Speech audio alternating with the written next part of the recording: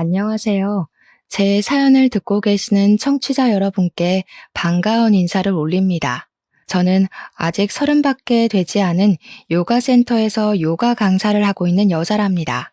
고작 나이 30에 어떤 일을 겪었길래 이곳을 찾아와 사연을 쓰고 있는지 무척이나 궁금하실 것 같습니다. 제가 겪은 이야기를 지금부터 하나하나 풀어보도록 하겠습니다. 저의 언니 같은 마음으로 혹은 엄마 같은 마음으로 같이 화를 내주시고 욕을 해주시면서 끝까지 들어주시면 감사하겠습니다. 저는 대학생 시절에 처음으로 요가에 푹 빠지면서 영상과 몸을 돌보는 휴식 시간에 대해 깊게 생각을 하게 되었습니다. 대학도 사실 겨우겨우 들어가기도 했고 그저 그런 성적에 맞춰서 진학을 했기 때문에 제가 가고 싶었던 전공을 선택할 수도 없었거든요. 무료한 대학 생활을 하며 학사 경고를 맞기도 했고 동기들이랑 잘 어울리지도 못하고 휴학을 반복했었습니다. 관심이 없는 학과이다 보니 강의 내용도 따라가기 어렵고 저만 자꾸 겉돌게 되니까 자연스럽게 아웃사이더, 소위 말하는 아싸가 되더라고요. 그래도 예쁜 얼굴에 몸매는 열심히 운동으로 가꾸고 있었던 터라 남자 학우들에게 인기는 있었지만 그거 아시죠? 남자인 친구들이 늘어날수록 여자인 친구들에게는 배척을 당하고 미움을 산다는 것을요.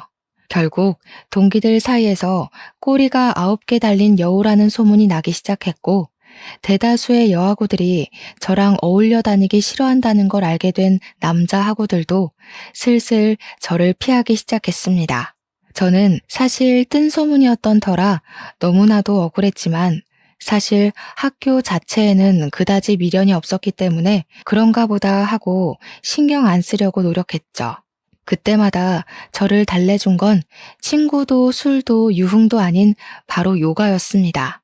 학교에 다니는 동안에는 그냥 취미처럼 즐기다가 교양 수업으로 학점을 겨우겨우 맞춰 대학을 졸업한 이후에는 제대로 배우기 시작했습니다. 몸도 가벼워지고 자연스럽게 몸매 라인도 살고 다이어트는 당연하고요. 요가는 제 인생이나 다름없는 운동으로 자리를 잡게 되었습니다. 요가가 되게 정적인 운동 같다고 생각하실 텐데요. 사실 종류가 진짜 다양한 운동이거든요. 하타, 아시탄가, 빈야사 같이 요즘 유행하는 플라잉 요가까지 저는 모든 요가를 안 해본 게 없을 정도로 빠삭하게 외웠습니다. 아시탄가는 한 번 하면 땀으로 온몸이 흠뻑 젖을 정도로 격정적인 운동이기도 하고요. 제가 말로 100번 설명해봐야 한 번 운동해 보시는 게 좋을 테니 동네에 요가 센터가 있다면 꼭 한번 해보셔요. 아무튼 저는 즐겁게 요가를 했고 강사님의 추천으로 강사 자격증도 취득을 했고 본격적으로 강사로서 일을 시작하게 되었습니다. 처음에는 센터 강사로 일하기엔 경력이 너무 부족해서 헬스장에 취직을 하게 되었어요. 헬스장에 보면 사이드 프로그램으로 필라테스도 하고 요가도 하고 많은 것들이 있잖아요. 그 강사로 취직을 하게 된 거죠. 시간당 얼마 하는 식의 페이를 받으면서 일을 했는데 제가 또 인물이 좀 괜찮다고 했잖아요. 어리지, 몸매도 죽이지, 이쁘지. 헬스장에 온 회원들이며 트레이너들이며 모두들 저랑 밥 한번 먹어보려고 줄을 섰었죠. 제 나이가 고작 26살이었으니까 그런 관심이 너무 즐겁고 재미있을 때 아니겠습니까? 이 회원이랑 밥 먹고 저 회원이랑은 커피 마시고 하면서 요가 수업 들으라고 권유도 하고 회원도 늘리고 회원들이 점점 늘어나니까 헬스장 관장님이 저를 예뻐해 주셔서 시급도 팍팍 올려주셨습니다. 그렇게 열심히 관심 속에서 하루하루를 즐기고 있었는데 헬스장에서 회원 한 분이 저에게 사귀자고 고백을 한 것이었죠. 근데 제가 약간 철벽 같은 걸 좀 치고 다녔거든요. 직장 내에서 연애는 하지 말자 주의였어요. 왜냐면 서로 껄끄러워질 게 뻔하잖아요. 연애하면 분명 티가 날 텐데요. 거기다가 헤어지기라도 하면 누군가는 그 헬스장을 떠나야 하는데 그것도 부담스럽고요. 당연히 저는 일로 만난 관계에서 연애할 마음이 없다고 거절을 했죠. 다른 회원 몇 명도 저에게 고백을 하고 사귀자고 했는데 제가 다 거절했거든요. 그렇게 거절한 회원들이 한 4명 정도 됐어요. 회원들도 처음에는 불나방처럼 달려들다가 제가 아무랑도 사귀지 않고 모두 거절을 하니까 그냥 그림의 떡이구나 하면서 들러붙지 않았죠. 물론 밥이랑 커피는 사준다고 하면 냉큼 얻어먹고 다니긴 했지만요. 그런데 어느 날 우리 헬스장에 진짜 누가 봐도 한 번 더 돌아볼 만큼 잘생긴 남자가 등록을 한 거예요. 몸도 장근육이 불룩불룩 야무지게 좋고 생긴 것도 진짜 잘생겼는데 더 멋있는 포인트는 말이죠. 차가 한 3대 있는 것 같더라고요. 요일별로 차를 바꿔 타고 등장하는데 하나같이 비싼 외제차를 끌고 오는 겁니다. 그중 하나는 억대 스포츠카라고 하더라고요. 다른 회원들도 시기와 질투, 부러움이 섞인 채로 뒷말들을 하는데 남자들의 질투가 어마어마하게 무섭더라고요. 관장님한테 슬쩍 그 회원에 대해 물어보니까 완전 금수저라고 하더라고요. 차고 다니는 시계가 몇 천만 원 하는 브랜드더라. 집이 원래 부자인 것 같더라. 나이도 많지 않더라 하면서 신나게 이야기를 하더라고요. 저도 모르게 홀린 사람처럼 관장님한테 저런 남자랑 한번 진하게 사귀어보고 싶다고 했더니 관장님이 저를 말리셨어요. 아서라, 우리 헬스장 남자 회원들 다 그만둔다 하시는 겁니다. 관장님 입장에서는 저 때문에 재등록하는 회원들이 있으니 제가 회원이랑 연애하는 게 별로 마음에 들지 않으시겠죠. 어쩔 수 없이 혼자 멀리서 그 회원님이 운동하는 것만 힐끔힐끔 훔쳐봤거든요. 근데 그 이후에 회원들이 저보고 밥 먹자, 커피 먹자 하면서 추파를 던져도 마음이 영 가지 않더라고요. 평소 같으면 냉큼 따라 나가서 공짜 밥 먹고 공짜 커피 마시고 은근히 오빠 너무 고마워요 했을 텐데요. 저한테는 시선도 주지 않고 묵묵히 운동만 하는 잘생긴 회원한테 은근히 서운할 지경이었죠. 저렇게 잘생긴 남자는 나한테 관심도 없구나 하면서요. 근데 아시다시피 요가라는 운동이 보통 여자들을 위한 운동이라는 인식이 있어서 남자들은 거의 안 하는 운동이거든요. 자세가 유연성을 요구하기도 하고 몸매 라인을 정리하기 위한 운동이고 동작이니 근육을 원하는 남자 회원들한테는 만족스럽지 못한 운동이기도 하죠. 남자들은 땀 뻘뻘 흘리면서 막 누가 봐도 허리가 아작날 것 같은 역기 같은 거 들면서 운동하는 걸 과시하잖아요. 물론 요가에도 아시탄가라는 격정적인 운동이 있긴 하지만 남자 회원들에게는 매력적이지 못한 운동이죠. 누워서 호흡하고 명상하고 하는데 다들 지루해하기만 하고 별로 좋아하지 않았어요. 저랑 친해지고 싶어서 몇 번 수업을 받았던 남자 회원님들도 결국에는 떠나가더라고요.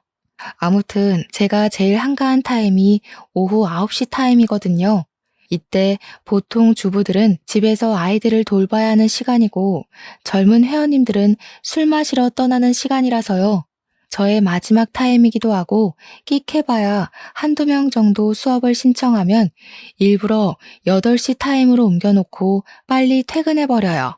관장님도 그 정도는 눈 감아 주시고요.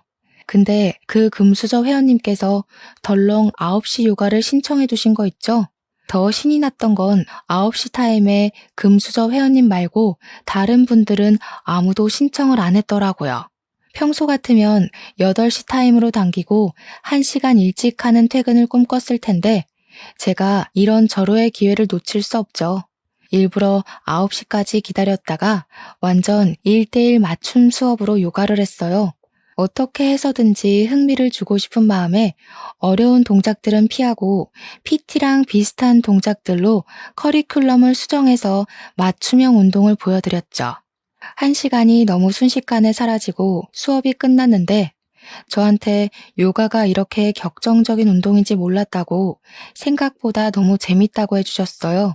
처음으로 금수저 회원님과 말을 섞게 된 것이었는데 정말 목소리도 완전 중저음으로 좋더라고요. 와, 이 남자 진짜 인기 많겠다. 나 같은 건 넘볼 놈이 아니었구나 싶어서 한편으로는 슬프기도 했고요. 별다른 말 없이 안녕히 가세요 하고 퇴근할 준비를 하려고 하는데 회원님께서 저에게 다시 말을 걸어 오셨습니다. 혹시 이 수업 시간에 사람이 없나요? 하시길래 양심에 좀 찔리긴 했지만 그렇다고 대답을 했죠. 그러니까 오늘 수업을 받아보고 요가에 흥미가 생겼다면서 혹시 1대1 수업도 가능하냐고 물어보시더라고요.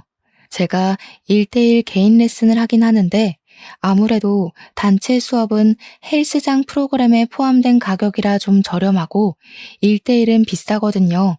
거기다가 시간도 오전 타임에 1대1 수업을 진행하고 저녁 타임은 단체 수업으로 진행한단 말이죠. 저녁 타임에 해야 오는 회원님들도 많아서 수업 분위기도 훨씬 흥분되거든요. 1대1 수업을 원하시면 시간대는 언제가 좋으시냐고 물어보니까 저녁 9시 타임이 딱인 것 같다고 하시더라고요. 아무래도 단체 수업이 있는 시간대라 관장님이랑 상의하고 수업 조정을 해야 한다고 말씀을 드렸더니 자기가 직접 관장님께 말씀을 드리겠대요. 그래서 알겠다고 조심히 가시라고 하고는 콩닥콩닥거리는 가슴을 진정시키고 저도 집으로 돌아갔습니다. 다음 날 관장님이 저한테 슬그머니 오시더니 그 회원 어떻게 꼬셨냐고 물어보시더라고요. 그래서 제가 새침하게 꼬시긴 뭘 꼬시냐고 아무 짓도 안 했다고 하니까 막 호탕하게 웃으시더라고요. 알고 보니 개인 레슨비를 웃돈으로 주고서라도 하고 싶으니까 9시 단체 수업을 없애고 자기 1대1 하게 해달라고 했다는 겁니다. 그러면서 레슨비 엄청 높게 맞췄다고 저한테 보너스를 주시겠다고 하는데 그런 건 귀에 들리지도 않더라고요. 돈으로 시간을 사겠다는 그 재력이 뿅 가게 멋있는 거예요, 진짜. 관장님이 제가 멍한 표정으로 이야기를 듣고 있으니까 넌지시 연애를 하고 싶으면 다른 회원들 모르게 하라고 하시더라고요. 아무래도 회원들 재등록에 영향을 끼치긴 하니까 알겠다고, 근데 그럴 기미는 사실 안 보인다고 대답했죠. 그 다음 날부터 진짜로 밤 9시에 금수저 회원님과 1대1 수업을 시작하게 되었습니다. 보통의 개인 레슨은 일주일에 2번 혹은 3번 정도 하는데 주 5일 내내 하고 싶다고 말씀을 하시더라고요.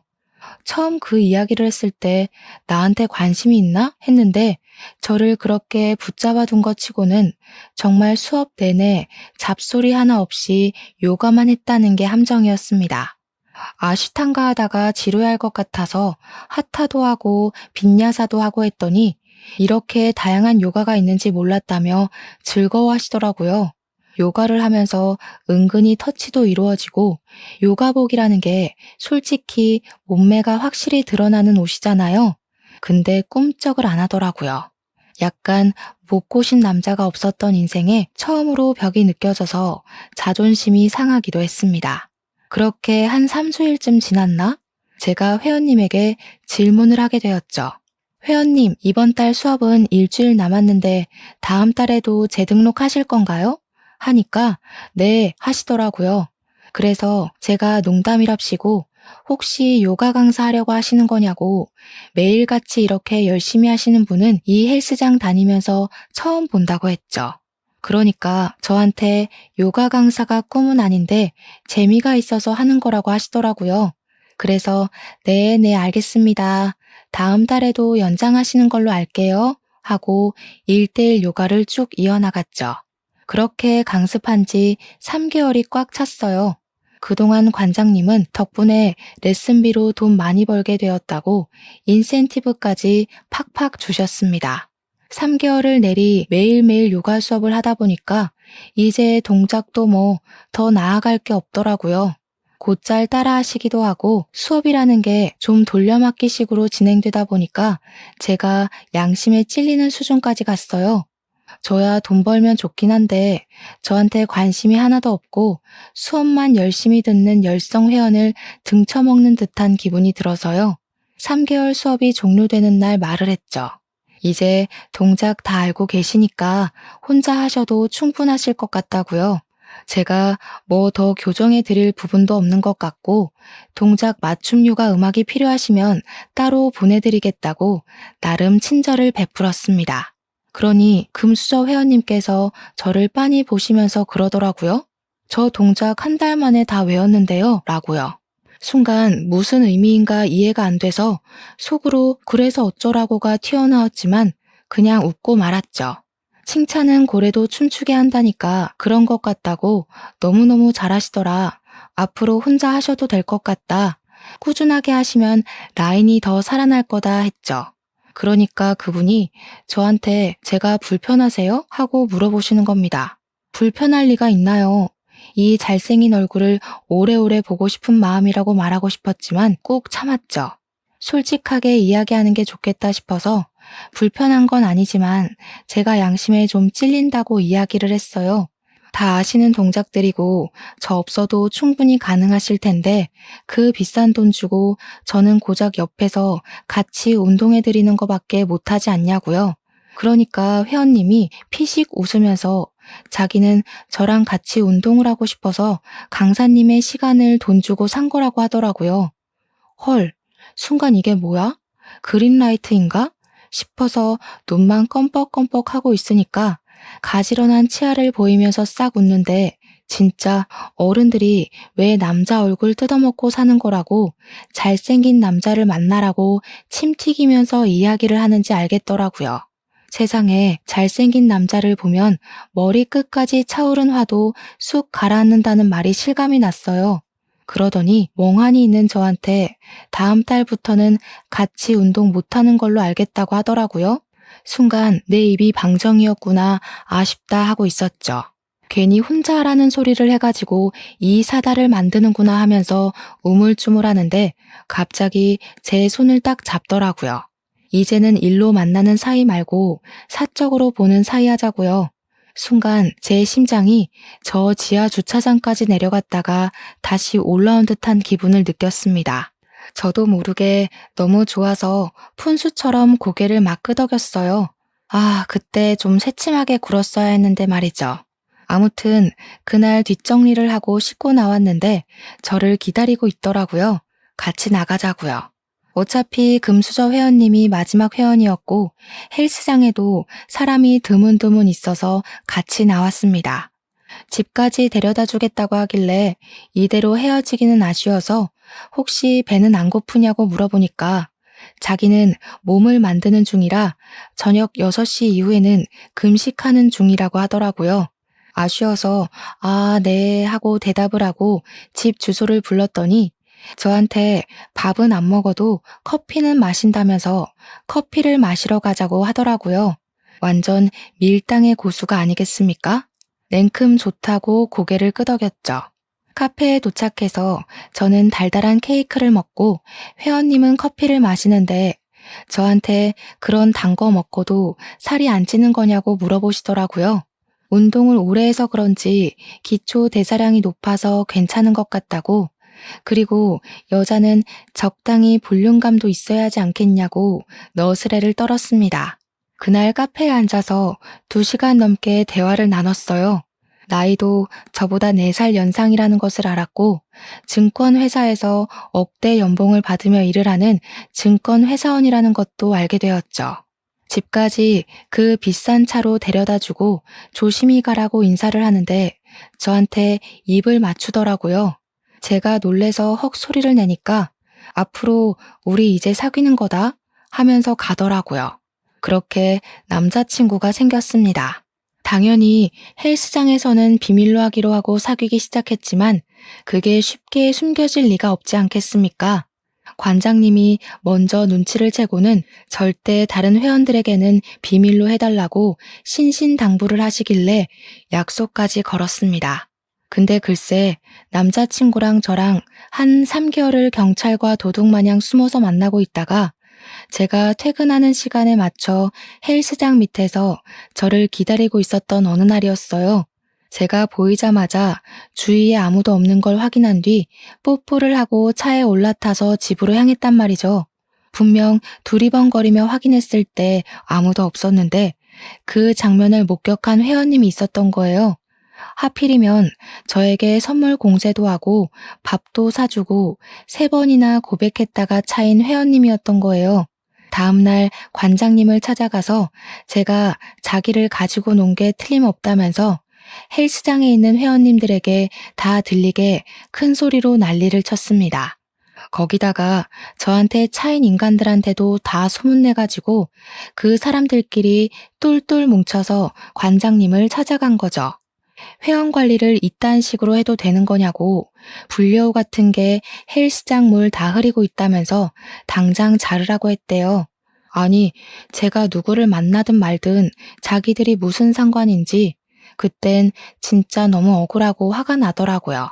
제가 뭐 마음에 들지 않아도 받아먹었으면 한 번은 만나야 되는 법이라도 있나요? 관장님이 저한테 일주일 정도 휴가라고 생각하고 쉬다 오라고, 그때까지 정리될 인간들은 다 떠날 거라고 하더라고요.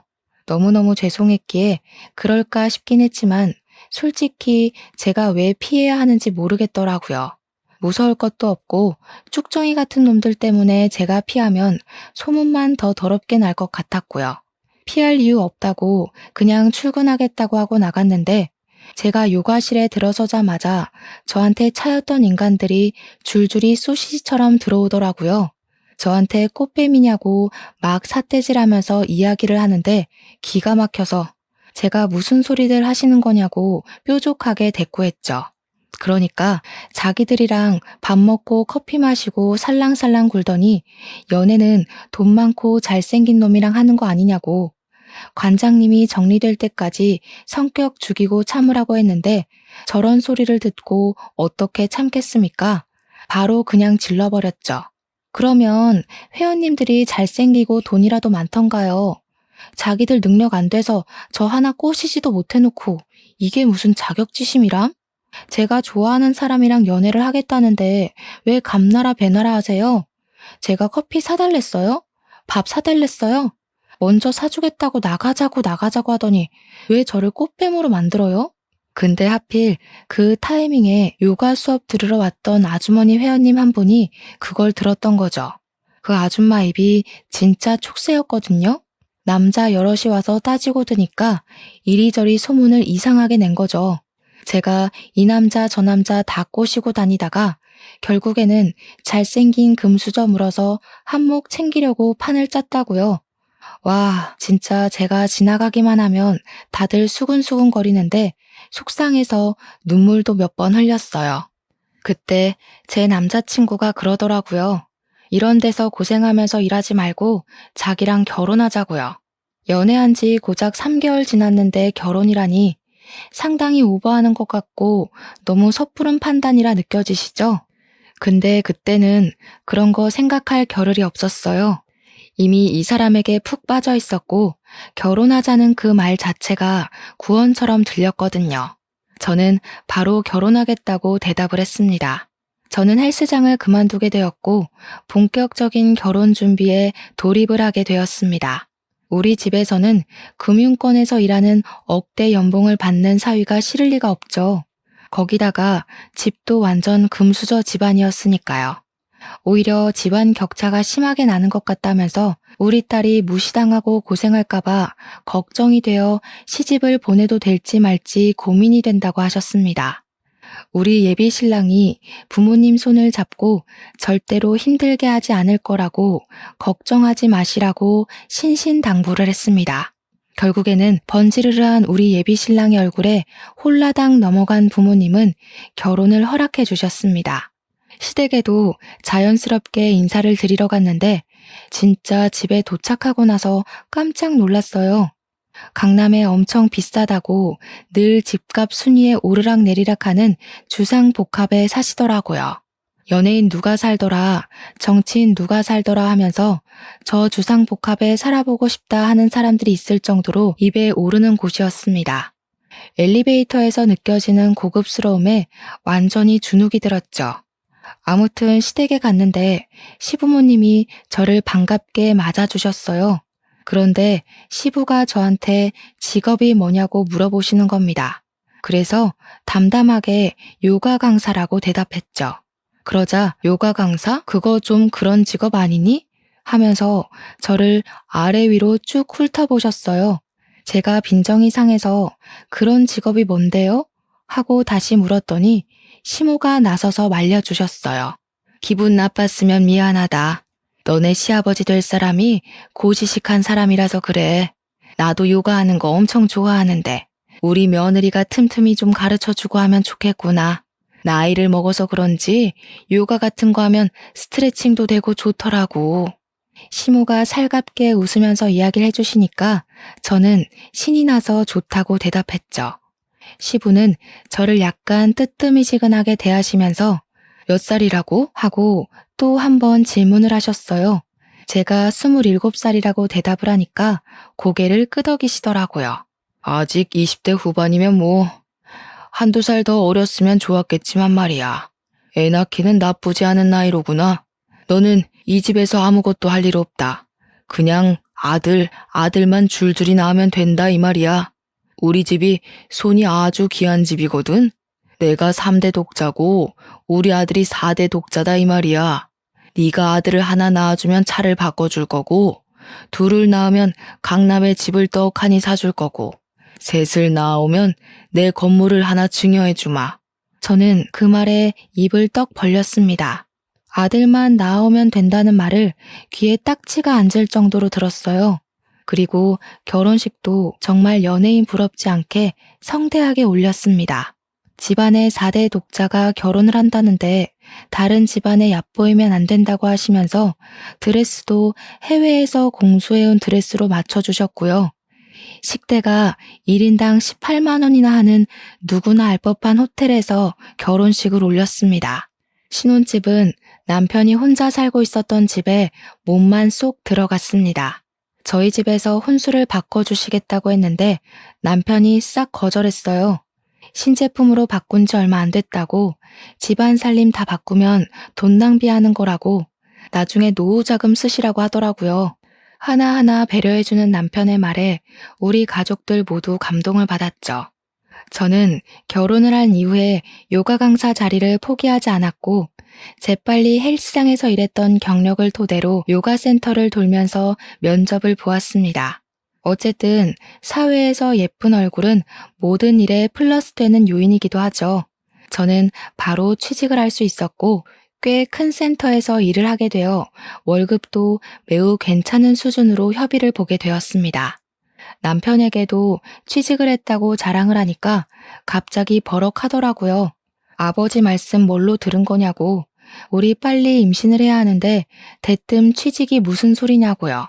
아직 27살밖에 되지 않았으니까 하루빨리 자식들 줄줄이 낳고 나면 몸 회복도 빠를 거고 출산 후에 요가 강사해도 되지 않냐고 하더라고요.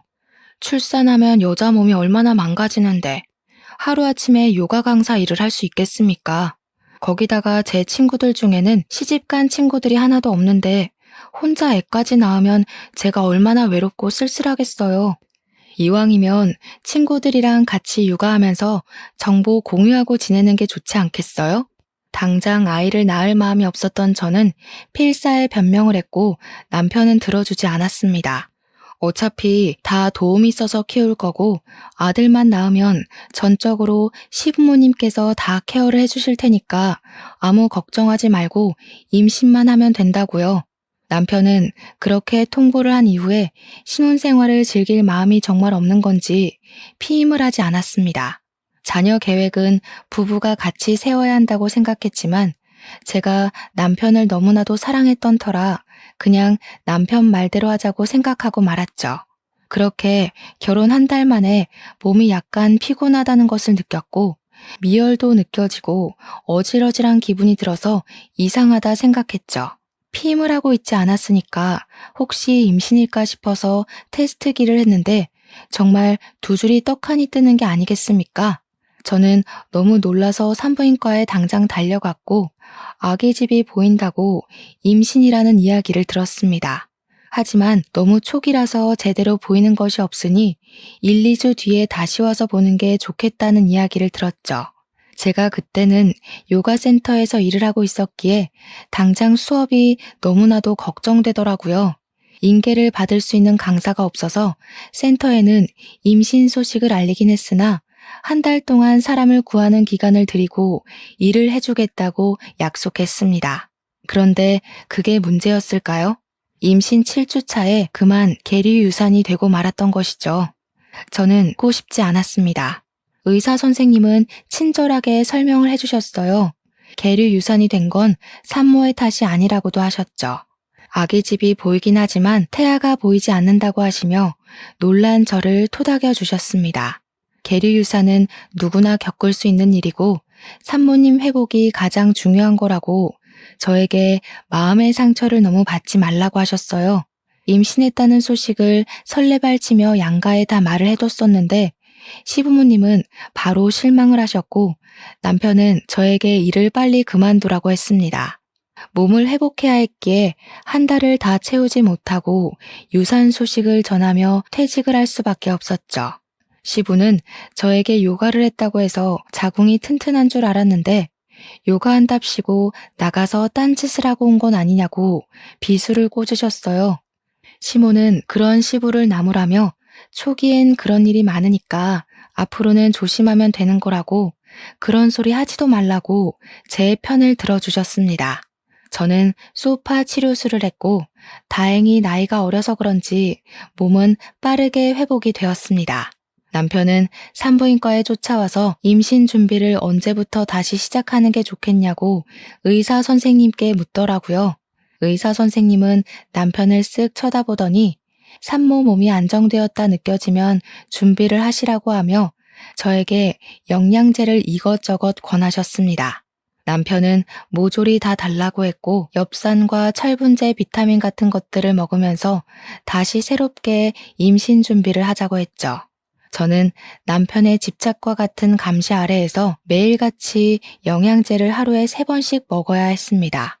하루는 제가 너무 지쳐서 이렇게까지 해야 되는 거냐고 물었더니 다 우리 부부 좋자고 하는 일이라고 하더군요. 어릴 때부터 아들 노래를 불렀던 집안에 아들을 안겨드리는 것만큼 효도가 어디 있겠냐고요. 그러면서 너도 하나만 낳으면 차 사준다고 하지 않았냐고 외제차 끄는 사모님 하고 싶지 않냐고 빨리 임신하자고 하더군요. 저는 울며 겨자 먹기로 매일같이 영양제를 먹어야 했고 정확히 유산한 지 6개월 만에 2번째 임신을 하게 되었습니다. 근데 제 나이가 1살 더 먹어서 28살이 되었잖아요. 1살 더 먹었다고 시댁에서 난리가 난 거죠.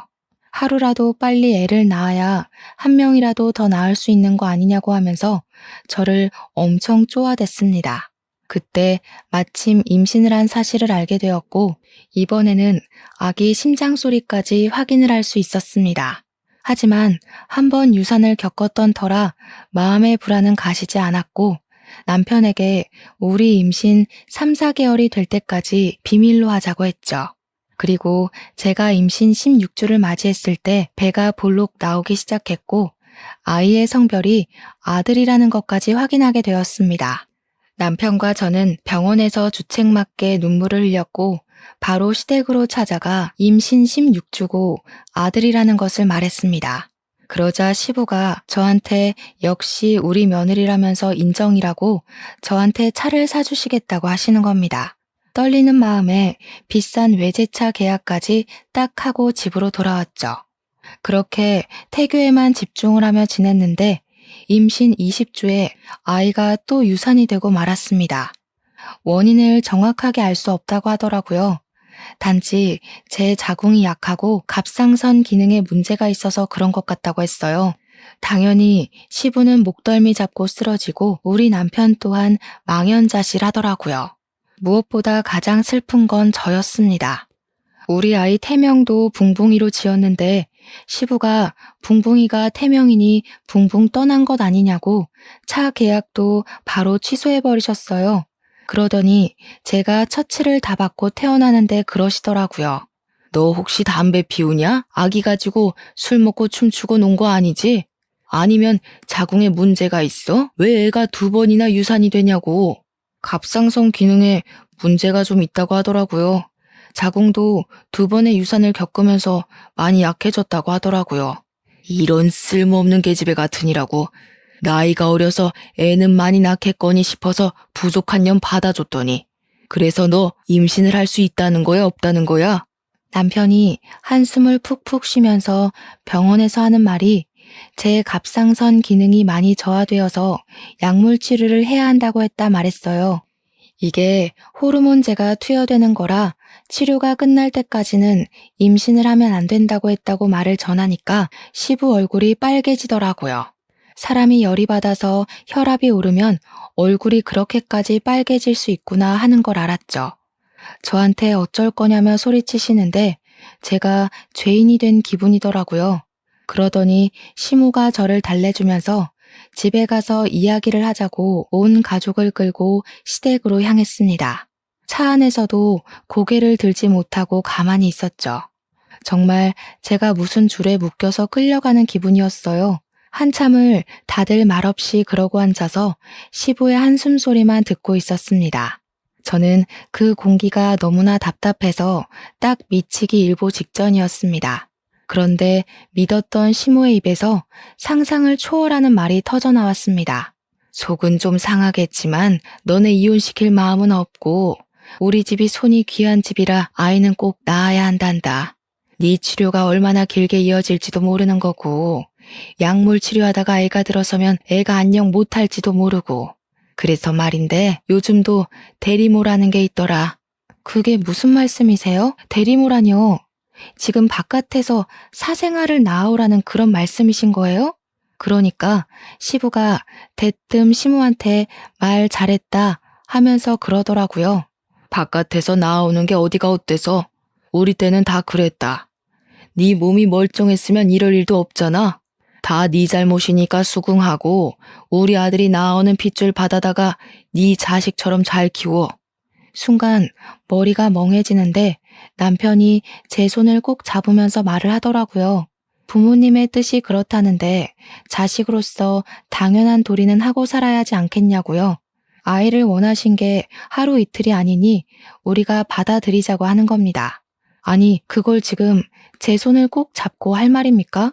이게 말이나 되는 소리인지 저는 남편의 손을 확 뿌리치고 남편에게 결혼할 때 받았던 1캐럿짜리 다이아 반지를 거실에 탁 내려놨습니다.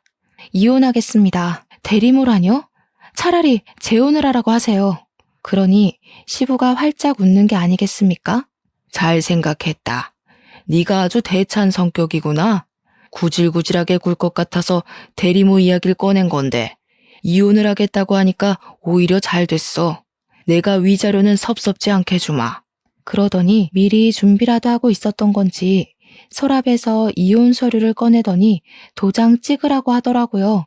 통장으로 위자료인 셈 치고 5천만 원 보내줄 테니까 걱정하지 말라고 그 정도면 섭섭지 않지 않냐고. 그날 정말 깊은 배신감에 치가 떨리고 정신까지 나가버려서 도장을 바로 찍어주었습니다. 도장 찍자마자 제 앞에서 5천만 원을 제 통장으로 송금해 주더군요. 너무 억울하고 속이 상해서 울면서 친정으로 갔더니 부모님이 걱정하면서 물어보시길래 솔직하게 다 말했습니다. 우리 부모님도 정신 나간 것들 아니냐고 쌍놈의 집안이라고 욕을 하면서 그런 집안을 대이어서 뭐하냐고 소리를 치시더군요. 신혼집에서는 정말 제가 몸만 들어갔던 거라 가지고 나올 짐도 없었습니다. 옷 몇 개 있던 것도 칼같이 친정으로 택배 보내놨더라고요. 저는 정신을 차리고 바로 갑상선 치료에 돌입했고 약물 치료를 하며 구직 활동을 했습니다. 다행히도 꽤 큰 체인을 가지고 있는 요가센터에 취직을 하게 되었고요. 몸을 돌보면서 운동을 병행하고 있었는데 이혼한 지 3개월쯤 지나서 예전 헬스장 관장님께 연락이 온 겁니다. 너 이혼한 거 진짜야? 어떻게 하셨어요? 어디 말도 안 했는데. 야, 네 전 남편 우리 헬스장 다시 등록했어. 여기 여자 트레이너랑 사귄다고 하더라. 어찌나 뻔뻔한지 여기 회원님들이 그 소문 다 알고 쳐다보는데도 꿋꿋하게 둘이 하루 종일 붙어 있는다니까. 그래서 저는 그냥 관심 없어요 하고 끊었습니다. 어떻게 이혼한 지 3개월 만에 새 여자친구랑 하하호호 할 수 있는지 저는 이렇게나 아픈데 말이죠. 그렇게 시간이 흐르고 흘러 1년쯤 지났을 때였습니다. 저는 갑상선 치료를 무사히 끝마쳤고 건강도 예전처럼 좋아졌습니다. 요가센터에서 자리도 잡았고 전 남편도 완전히 지워버린 채 잘 살고 있었는데 관장님이 갑자기 연락 와서는 그 둘이 결혼을 했다고 하는 겁니다.